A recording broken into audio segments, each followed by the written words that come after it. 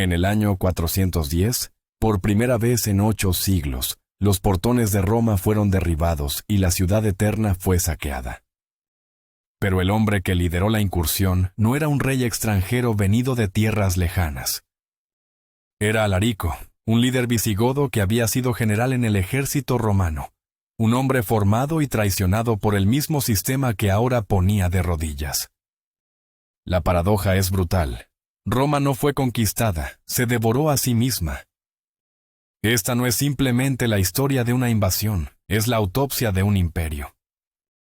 Para entender cómo un general romano terminó saqueando Roma, debemos retroceder en el tiempo a una era en la que las grietas que destrozarían el coloso ya eran visibles para cualquiera que se atreviera a mirar. El germen de la destrucción no nació en los bosques oscuros de Germania, ni en las estepas azotadas por el viento de Asia. Nació en el corazón mismo de Roma, en sus palacios dorados y en sus cuarteles superpoblados. El siglo III después de Cristo fue una pesadilla febril de la que el imperio nunca despertó del todo. El periodo conocido como la anarquía militar fue una procesión sangrienta de emperadores de cuartel. Más de 20 hombres reclamaron el trono en menos de 50 años, la mayoría elevados por sus propias legiones y asesinados poco después por las mismas manos codiciosas. Cada nuevo emperador era una herida abierta en la autoridad del Estado. La lealtad ya no era a la idea de Roma, sino al general que prometiera el mayor botín. Las legiones, que habían conquistado el mundo, ahora se habían convertido en bandas de pretorianos que subastaban el destino del imperio al mejor postor. La púrpura imperial estaba manchada de sangre y barro, y su valor se devaluaba tan rápido como la propia moneda. Mientras los generales luchaban por el poder, la economía se desangraba. La maquinaria de guerra romana, que siempre había sido alimentada por la expansión y la conquista, se detuvo. Sin nuevas tierras que saquear ni nuevos esclavos que capturar, el motor económico del imperio se gripó. Para pagar a los ejércitos desleales que los mantenían en el poder, los emperadores tomaron una decisión desesperada: devaluar la moneda. Acuñaron monedas con cada vez menos plata, hasta que los denarios de plata se convirtieron en poco más que fichas de bronce bañadas. La inflación se disparó a niveles inimaginables. El precio del grano podía duplicarse en una semana. Un soldado que recibía su paga descubría que, al final del mes, su salario apenas podía comprar un saco de harina. Para compensar, el Estado impuso impuestos cada vez más asfixiantes. Pequeños agricultores que habían sido la columna vertebral de la República durante siglos no podían soportar la carga. Veían sus cosechas confiscadas, sus tierras embargadas. Desesperados, muchos abandonaron sus propiedades y buscaron la protección de los grandes terratenientes, los latifundistas, entregando su libertad a cambio de seguridad. Sin saberlo, estaban sentando las bases del feudalismo, convirtiéndose en siervos en la misma tierra que una vez fue suya. La sociedad se estaba fracturando.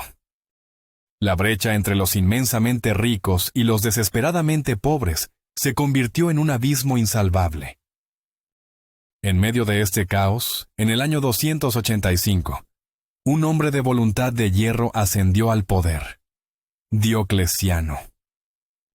Era un soldado ilirio, pragmático y brutal, y entendió que el imperio era un gigante enfermo, demasiado grande para ser gobernado por un solo hombre o desde una sola capital.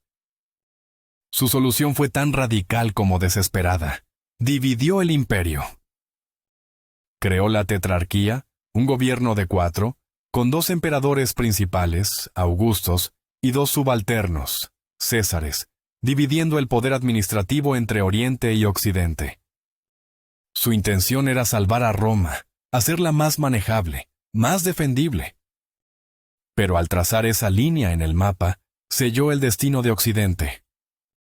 El este, con sus ciudades ricas, sus rutas comerciales vibrantes y su población más densa, siempre había sido la mitad más próspera. El oeste, más rural y constantemente presionado en las fronteras del Rin y el Danubio, era el más vulnerable. La división, pensada como una solución temporal, se hizo permanente, y el Imperio Romano de Occidente se convirtió en el hermano pobre y enfermo, expuesto a todos los vientos de la historia. Fue en este Occidente debilitado donde hombres como Alarico nacieron. Los godos, el pueblo de Alarico, no eran extraños para los romanos. Durante generaciones, habían vivido al otro lado de la frontera del Danubio, a veces como enemigos, a veces como socios comerciales, a veces como foederati, aliados bárbaros que luchaban por Roma a cambio de tierras y subsidios. El propio Alarico había ascendido en las filas del ejército romano, aprendiendo las tácticas, la disciplina y, sobre todo, las debilidades de sus amos. Vio de primera mano cómo las legiones ya no estaban compuestas por ciudadanos romanos motivados, sino por reclutas descontentos y un número cada vez mayor de mercenarios como él.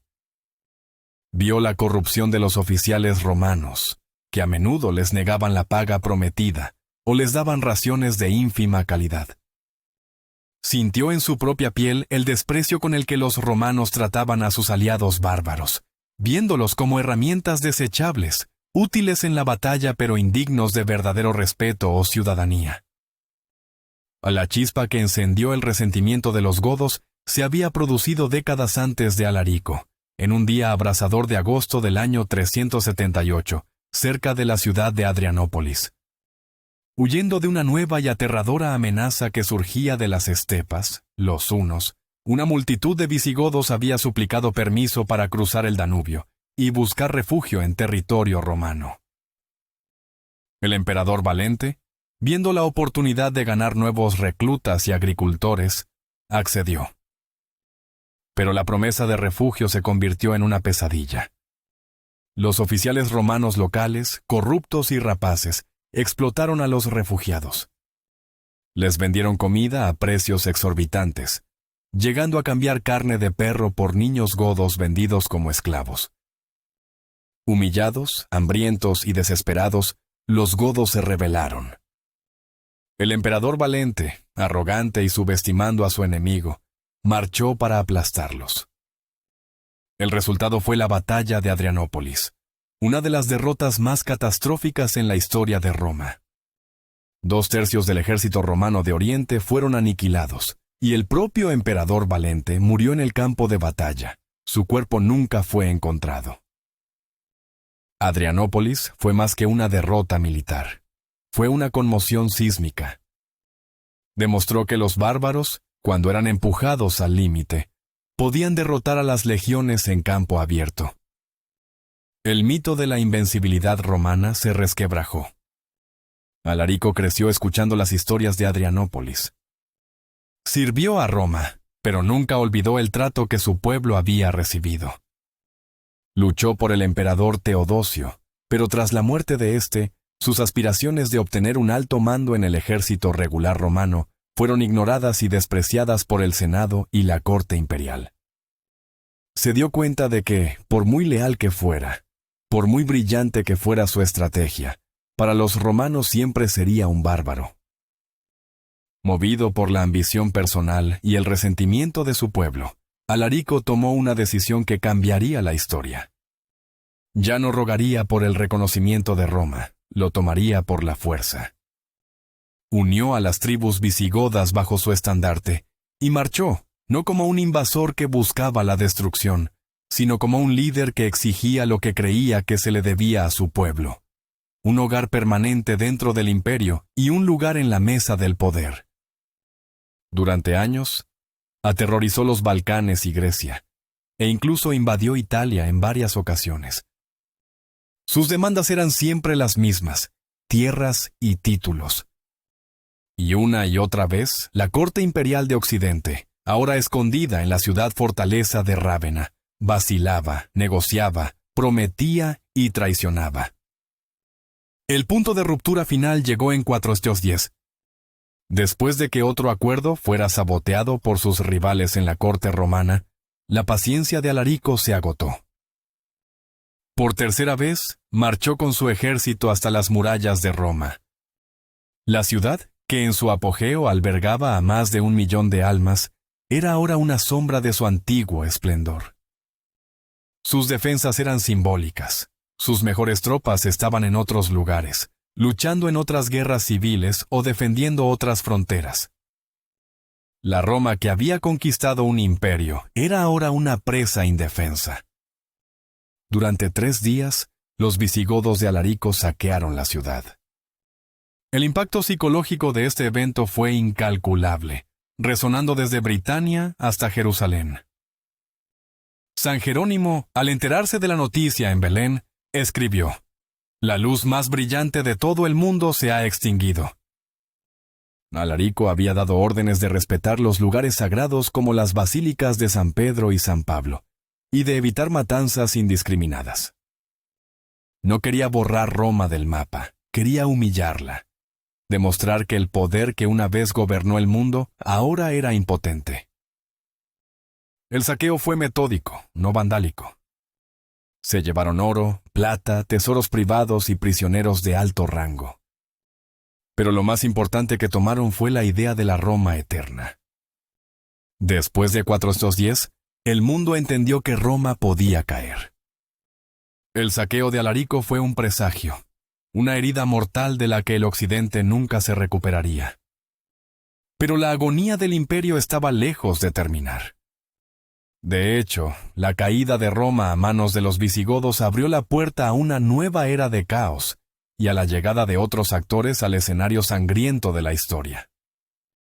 Si el golpe de Alarico fue psicológico, el siguiente sería logístico y económico, y vendría de un pueblo cuyo nombre se convertiría en sinónimo de destrucción: los vándalos. Los vándalos, otra tribu germánica empujada hacia el oeste por la presión de los hunos, habían protagonizado una odisea increíble. Cruzaron la Galia, barrieron Hispania, y en el año 429, bajo el liderazgo de su astuto y longevo rey, Genserico, dieron un salto audaz a través del estrecho de Gibraltar hacia el norte de África. Esta fue una jugada estratégica de genialidad. El norte de África era el granero de Roma, la fuente de la mayor parte del grano y el aceite de oliva que alimentaban a la ciudad. Al conquistar esta provincia, Genserico no solo se aseguró un reino rico y próspero para su pueblo, sino que también estranguló económicamente a Roma. Genserico era un maestro de la guerra y la diplomacia. A diferencia de otros líderes bárbaros que buscaban la integración o el reconocimiento, él buscaba la independencia y el poder. Rápidamente, los vándalos, un pueblo de las llanuras, se convirtieron en una potencia naval formidable, construyendo una flota que aterrorizaba el Mediterráneo occidental. Durante décadas, desde su capital en Cartago, lanzaron incursiones piratas, saqueando islas y ciudades costeras. En el año 455, vieron su oportunidad para el premio mayor. Aprovechando otra de las interminables luchas por el poder en la corte de Rávena, Genserico zarpó con su flota y desembarcó en la desembocadura del Tíber. Esta vez no hubo resistencia alguna. Roma estaba completamente expuesta. El Papa León I, el mismo que según la tradición se enfrentaría a Átila, salió a su encuentro, no para disuadirlo de saquear, sino para negociar los términos. Le imploró a Genserico que se abstuviera de incendiar la ciudad y de torturar a sus habitantes. Genserico aceptó. El saqueo de los vándalos en 455 duró 2 semanas, y fue mucho más sistemático y exhaustivo que el de los visigodos. Los hombres de Genserico vaciaron los palacios y los templos con una eficiencia metódica.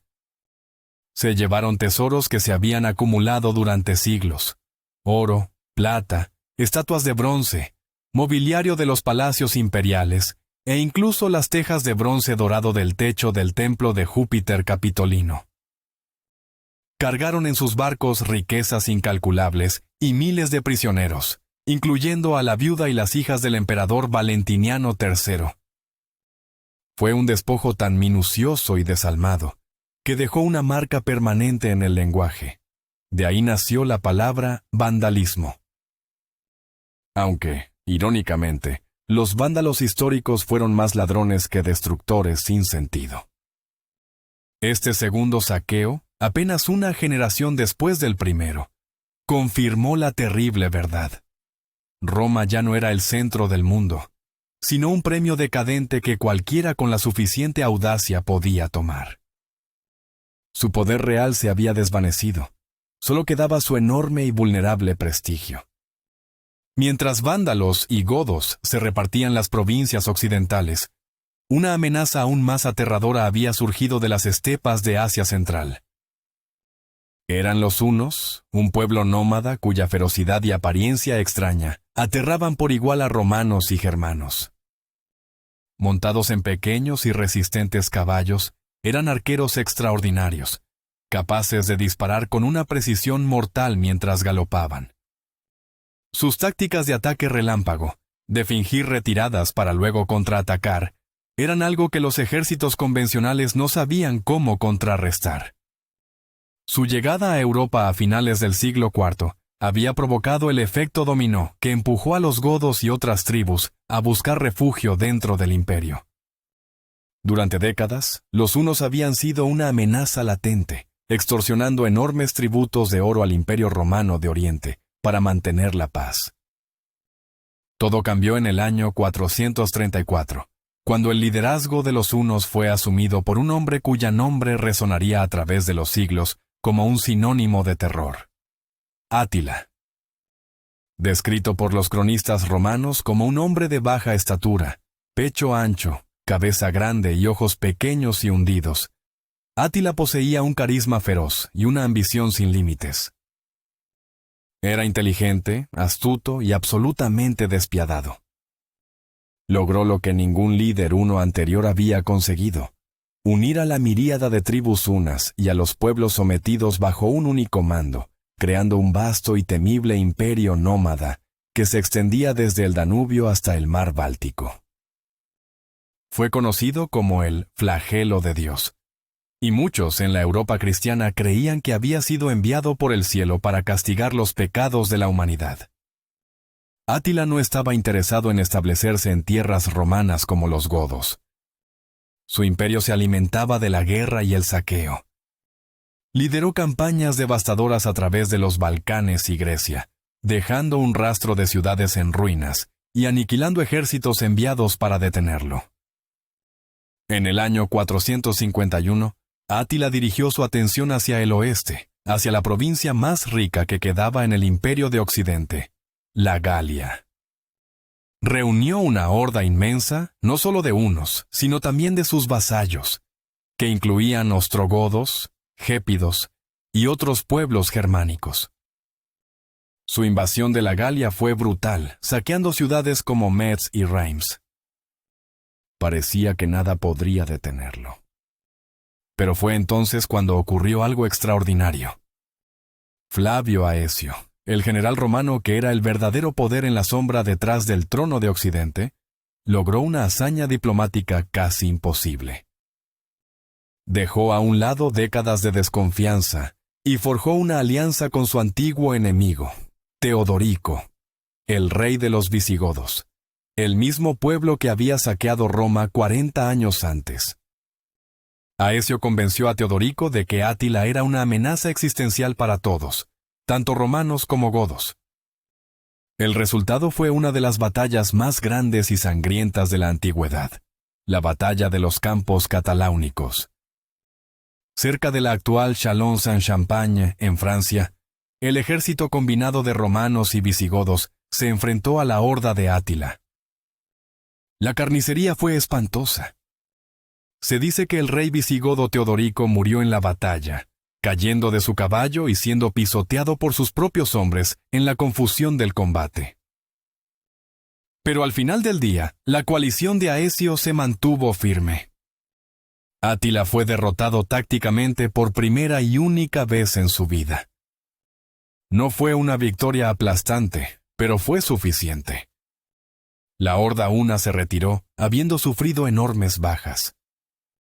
La batalla salvó a la Galia y demostró que, incluso en su estado terminal, Roma y sus antiguos enemigos podían unirse para enfrentar una amenaza mayor. Sin embargo, Átila no estaba acabado. Al año siguiente, en 452, lamió sus heridas y regresó con sed de venganza, esta vez invadiendo el corazón de Italia.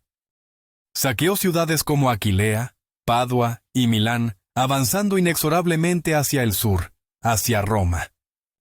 El pánico se apoderó de la ciudad. Aecio no tenía suficientes tropas para enfrentarlo directamente. El destino de Roma parecía sellado. Fue entonces cuando ocurrió uno de los episodios más famosos y misteriosos de la historia. Una embajada partió de Roma para encontrarse con Átila. Estaba encabezada por figuras de alto rango, pero su líder era el Papa León I.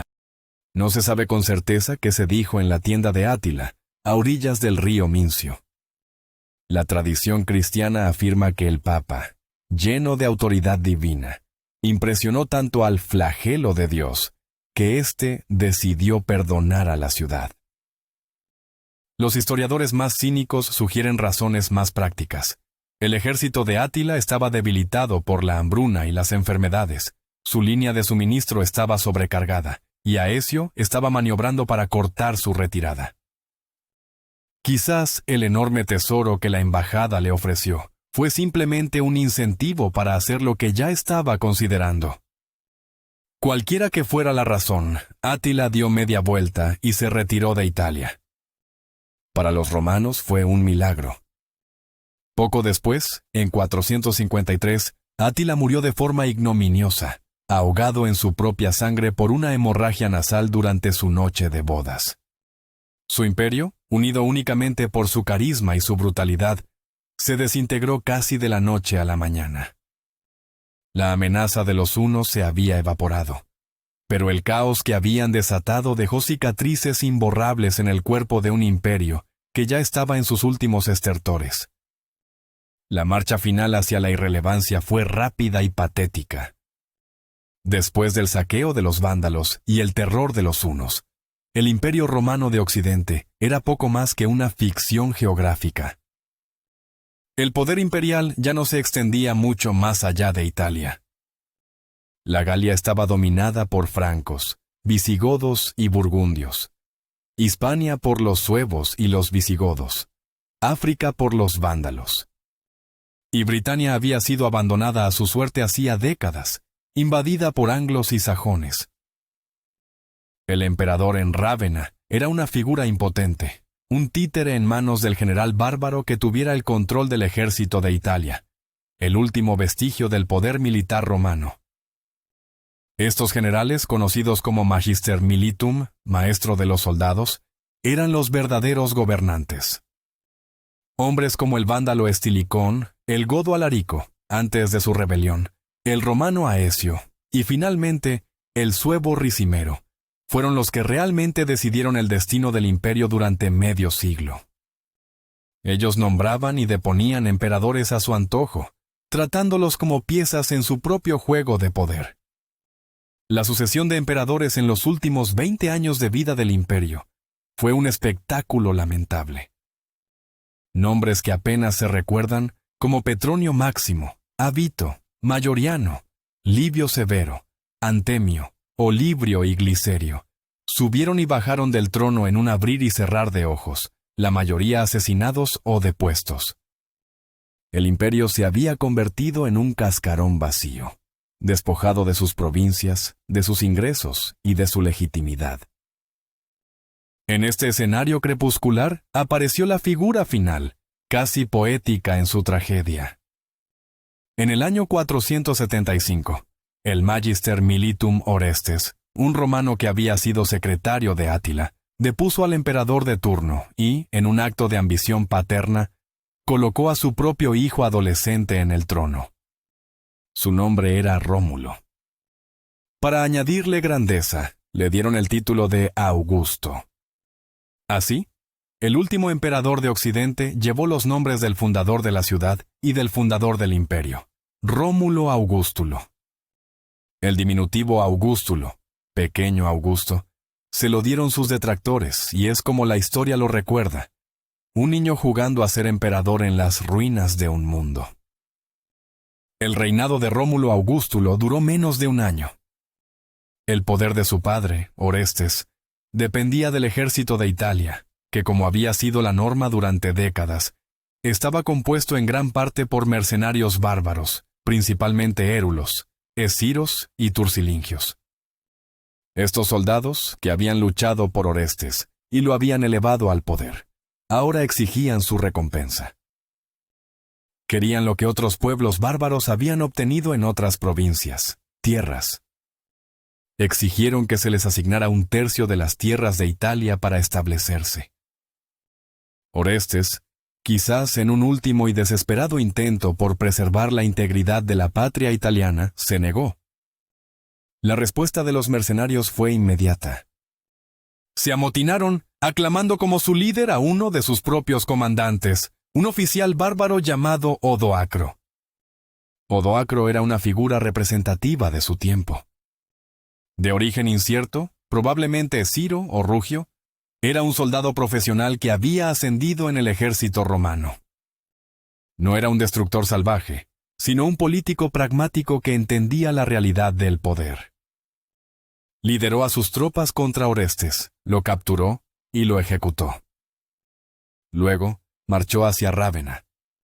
El pequeño emperador, Rómulo Augustulo, no ofreció resistencia. Odoacro se enfrentó a una decisión crucial. Podía seguir el juego de las últimas décadas, de poner a Rómulo y nombrar a otro emperador títere para gobernar en su nombre. Pero Odoacro reconoció la farsa.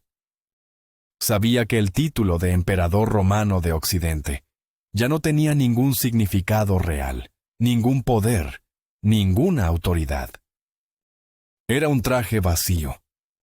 Así que, en el año 476 después de Cristo, Odoacro hizo algo simple pero profundo. Depuso a Rómulo Augustulo. Le perdonó la vida, en un gesto de misericordia o de indiferencia, y le concedió una pensión exiliándolo a una villa en la bahía de Nápoles. Luego, en lugar de reclamar el trono para sí mismo o nombrar a otro, Odoacro reunió las insignias imperiales de Occidente, el diadema, el cetro, la túnica púrpura, y las empaquetó. Las envió a Constantinopla, al emperador de Oriente, Zenón, con un mensaje claro y contundente. Occidente ya no necesitaba su propio emperador. Un solo gobernante era suficiente para todo el imperio. Odoacro gobernaría Italia, no como emperador, sino como patricio y rey en nombre de Zenón. Con ese acto, la línea de emperadores romanos que había comenzado con Augusto más de 500 años antes, llegó a su fin en Occidente. Es fundamental entender que para la gente que vivía en ese momento, el 4 de septiembre de 476 no se sintió como el fin del mundo. No hubo un cataclismo. No hubo una gran batalla final por Roma. Fue, en muchos sentidos, un evento administrativo, un simple cambio de régimen en una Italia ya gobernada por líderes militares bárbaros. El sol salió el 5 de septiembre. Los campesinos fueron a sus campos. Los comerciantes abrieron sus tiendas. La deposición de Rómulo Augustulo no fue la caída de Roma, y fue el certificado de defunción de algo que ya había muerto. La verdadera caída había sido el largo y agónico proceso de desintegración que hemos descrito. La crisis económica, la anarquía política, la fractura social, la dependencia militar y la pérdida de las provincias. El año 476 no fue la causa, sino la consecuencia final. ¿Qué cayó realmente en 476? Cayó la estructura política centralizada del Imperio Romano de Occidente. Cayó la idea de un Estado unificado que se extendía desde Escocia hasta el Sáhara. Pero Roma, la civilización, no desapareció. Su legado fue demasiado profundo para ser borrado. La cultura romana, su lengua, el latín, que evolucionaría hacia las lenguas romances como el español, el francés y el italiano, sus leyes, que se convertirían en la base de muchos sistemas jurídicos europeos, y sobre todo, su religión, el cristianismo. Continuaron moldeando el mundo que surgió de sus cenizas. La Iglesia Católica, con su centro en Roma y su estructura jerárquica inspirada en la administración imperial, se convirtió en la principal fuerza unificadora de Europa durante los siguientes 1000 años. De muchas maneras, los papas se convirtieron en los sucesores espirituales de los emperadores. Y en el este, el Imperio Romano no cayó en absoluto. Constantinopla, la Nueva Roma, capital del Imperio Romano de Oriente, que los historiadores posteriores llamarían Imperio Bizantino, continuaría prosperando y considerándose la verdadera heredera de Roma durante otros 1000 años, hasta su propia caída en 1453. El colapso del poder imperial en Occidente marcó el comienzo de lo que algunos historiadores llamaron la Edad Oscura, un periodo de fragmentación política, declive del comercio, pérdida de conocimientos técnicos y guerra endémica. Las grandes ciudades romanas se encogieron, sus magníficos edificios, acueductos, anfiteatros, basílicas, cayeron en desuso y se convirtieron en canteras para construir castillos y murallas. Pero este período de caos también fue un crisol. Fue el punto de partida para la formación de nuevas identidades, nuevos reinos y nuevas culturas. Sobre las ruinas del antiguo imperio, los pueblos que los romanos habían llamado bárbaros, francos, visigodos, ostrogodos, anglosajones, establecieron sus propios reinos. Estos reinos, con el tiempo, se fusionarían con la población y la cultura romano-cristiana preexistente, sentando las bases de las naciones modernas de Europa: Francia, España, Italia, Inglaterra. Del caos del colapso surgió el embrión de la Europa medieval. La historia de la caída de Roma es, en última instancia, una lección de humildad y una historia de transformación. Roma cayó, pero en cierto sentido, nunca desapareció del todo. El eco de sus legiones, sus acueductos, sus filósofos y sus leyes todavía resuena en nuestras ciudades, en nuestras lenguas y en nuestros sistemas de gobierno. Nos recuerda que ninguna estructura, por muy poderosa que parezca, es eterna. Los imperios, como los seres vivos, nacen, crecen y finalmente mueren o se transforman en algo nuevo. La causa de su caída rara vez es una sola herida espectacular, sino una acumulación de miles de pequeños cortes y enfermedades internas que debilitan el cuerpo hasta que ya no puede resistir el más mínimo golpe externo. La corrupción, la desigualdad, la pérdida de un propósito común y la ceguera ante los problemas estructurales fueron los verdaderos asesinos de Roma. Las invasiones bárbaras, tan a menudo retratadas como el acto final de una tragedia, fueron también un acto de creación. No fueron simplemente una fuerza de destrucción, sino también de transformación.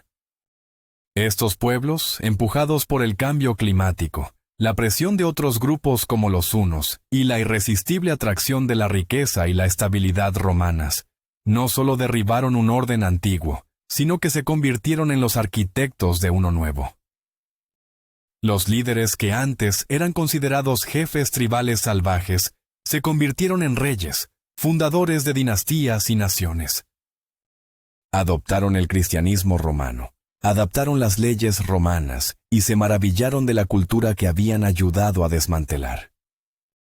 El mundo que surgió de la caída de Roma fue un mundo híbrido, una fusión de la herencia clásica y la energía germánica, un mosaico complejo que definiría la civilización occidental durante los siglos venideros. Mirar hacia atrás, a la larga y lenta caída de Roma, es como mirar un espejo oscuro. En sus luchas, vemos reflejadas nuestras propias ansiedades sobre la decadencia política, la polarización social y la fragilidad de nuestro propio orden mundial. La lección más profunda que nos deja su historia no es de desesperación, sino de realismo. Nos enseña que la historia no avanza en línea recta hacia el progreso, sino que fluye en ciclos de orden y caos, de integración y fragmentación. Roma nos muestra cómo un sistema puede volverse víctima de su propio éxito, cómo la complejidad y el tamaño pueden engendrar rigidez e incapacidad para adaptarse. Y nos muestra que del final de una era, por muy traumático que sea, siempre nacen nuevos comienzos, nuevos pueblos y nuevos caminos históricos. La ciudad eterna fue saqueada, su imperio se derrumbó, pero la idea de Roma, su legado cultural y su advertencia histórica, esa, sigue siendo inmortal.